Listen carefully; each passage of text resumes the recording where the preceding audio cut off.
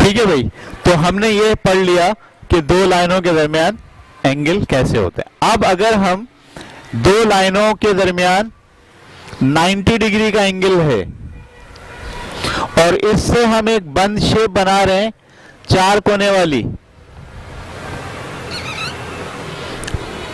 कैसी शेप बना रहे हैं? इसमें आप देखिए, इस लाइन और इस लाइन के दरमियान 90 डिग्री का एंगल, इस लाइन और इस लाइन के दरमियान 90 डिग्री का एंगल, इस लाइन और इस सारे एंगल कितने हैं? हर लाइन दूसरी लाइन के साथ 90 डिग्री का एंगल बना रही है। ठीक है, तो ये शेप जो है इसको आप बोलेंगे चौकोर, आसान उर्दू में क्या बोलेंगे? चौकोर। और इस वक्त ये जो शेप है ये है रेक्टेंगल।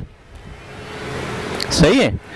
रेक्टेंगल की एक तारीफ, एक शर्त तो ये है कि उसके तमाम लाइनों के दरमियान एंगल 90 डिग्री का होना चाहिए। और दूसरी शर्त ये है कि आमने सामने वाले लाइनें हमेशा बराबर होनी चाहिए। आमने सामने वाली लाइन हमेशा बराबर होनी चाहिए। अच्छा, इसी के जैसी एक शक्ल और है,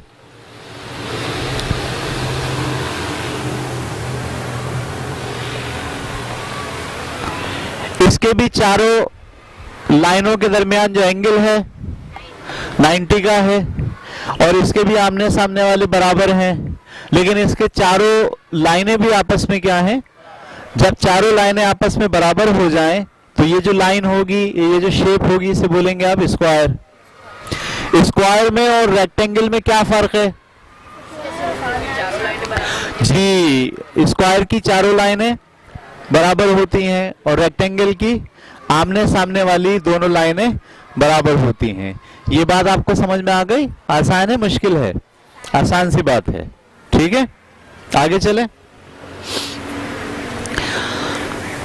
एक शक्ल और होती है इसी में,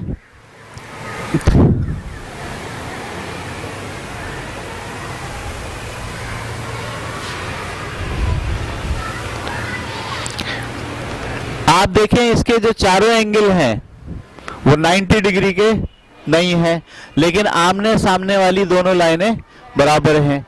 ये रेक्टेंगल नहीं है, ऐसी शक्ल को रेक्टेंगल नहीं बोलेंगे। इस शक्ल को कहते हैं पैरालेलोग्राम। मुश्किल लफ्ज है, हाँ, पैरालेलोग्राम। सही है, इसको क्या बोलते हैं? पैरालेलोग्राम। ये पैरालेलोग्राम है, ये क्या है? रेक्टेंगल है, और ये क्या है? स्क्वायर है। समझ में आ गई बात आपको? आज हम काम करेंगे इन्हीं तीन शेप पे और इन्हीं तीन शेप को समझने की कोशिश करेंगे। ठीक है, आगे चले। हम बात कर रहे हैं अब एरिया की। किसकी बात कर रहे हैं? एरिया की। एरिया का मतलब ये शक्ल बोर्ड पर कितनी जगह घेरे हुई है, इसको हम बोलेंगे ये उसका एरिया है। ये वाली शक्ल बोर्ड पर कितनी जगह घेरी हुई है, ये इसका एरिया है। और ये वाली शक्ल तो हम बोलेंगे area of square, area of और एरिया ऑफ पैरालेलोग्राम। समझ में आ रही बात आपको? तो एरिया को उर्दू में कहते हैं रकबा। क्या बोलते हैं? हाँ, कितना रकबा घेरा हुआ है। जैसे हम जिस जगह पे बैठे हैं मैदान में, ये इस मैदान ने भी एक जगह घेरी हुई है, तो इसको भी क्या बोलेंगे? एरिया।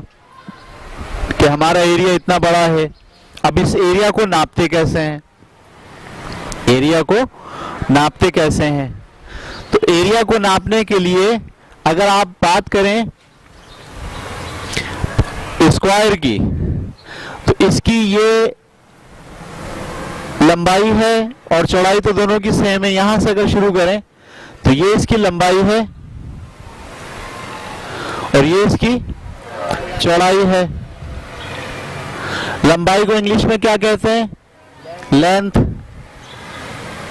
और चौड़ाई को इंग्लिश में क्या कहते हैं? विड्थ। ठीक है, तो इसका एरिया नापने के लिए आप ऐसे सोचो कि जैसे हमारे पास एक स्केल है, ठीक है, या एक टाइल है हमारे पास छोटी, जैसे ये टाइलें लगी हुई है ना, लेकिन हमारे पास ऐसी टाइल है जिसका लंबाई भी 1 सेंटीमीटर है और चौड़ाई भी, तो ऐसे टाइल है एक सेंटीमीटर लंबाई और 1 सेंटीमीटर चौड़ाई। अगर मैं इसमें और टाइलें लगाऊं ऐसे 1 सेंटीमीटर चौड़ाई 1 सेंटीमीटर ऐसे जाते जाऊं, तो ये एक लाइन में कितनी टाइलें लग गई? 6। और यहां पे भी लगाऊं,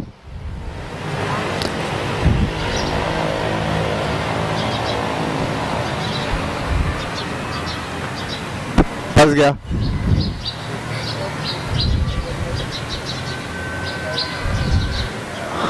इस लाइन में कितनी आ रही हैं? 4। तो अगर पूरे इसमें भरेंगे तो कितनी हो जाएंगे टोटल?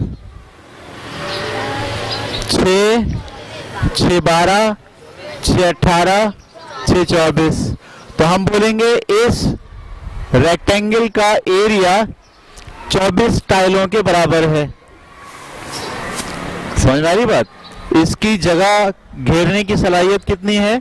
24। तो इसका आसान तरीका ये है कि आप लेंथ को मल्टीप्लाई कर दीजिए विड्थ से, तो ये क्या आ जाएगा? Area of rectangle. तो एरिया ऑफ रेक्टेंगल बराबर होता है किसके?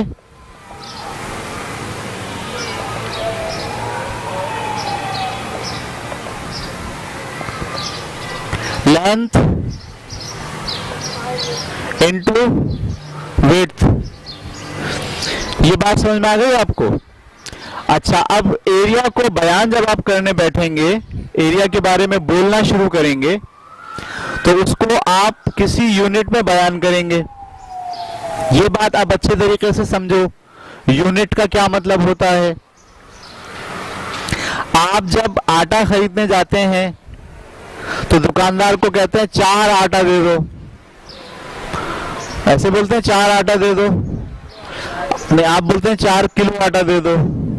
तो ये जो आपने बोला ना किलो, ये दरअसल यूनिट है तोलने का। ऐसे आप पेट्रोल डलवाने जाते हैं, वहां बोलते हैं 4 पेट्रोल डाल दो, ऐसे नहीं बोलते 4, क्या बोलते हैं? 4 लीटर। तो लिक्विड चीजों को नापने के लिए यूनिट होता है लीटर, सही है। इसी तरीके से जब आप कपड़ा लेने जाते हैं तो उसको ये नहीं कहते 6 कपड़ा दे दो, बल्कि क्या बोलते हैं? 6 मीटर कपड़ा दे दो। तो लंबाई को नापने के लिए आप मीटर का सहारा लेते हो, सही है। मीटर देखा है सबने? कहां देखा है मीटर? कपड़े वाले के पास जो राड होती है लंबी सी, वो 1 मीटर की राड होती है। अब समझ लो सब बच्चे अच्छे तरीके से, ये 1 मीटर की राड है। कितने मीटर की राड है? इस मीटर की राड को अगर हम 10 टुकड़े करें बराबर बराबर, 10 बराबर बराबर, कितना हो गया लगता है? चलो एक और बढ़ा लो। यहाँ 1 मीटर राड के बराबर बराबर कितने टुकड़े करें? तो ये जो लेंथ होगी ये वाली, इसको बोलेंगे 1 डेसीमीटर।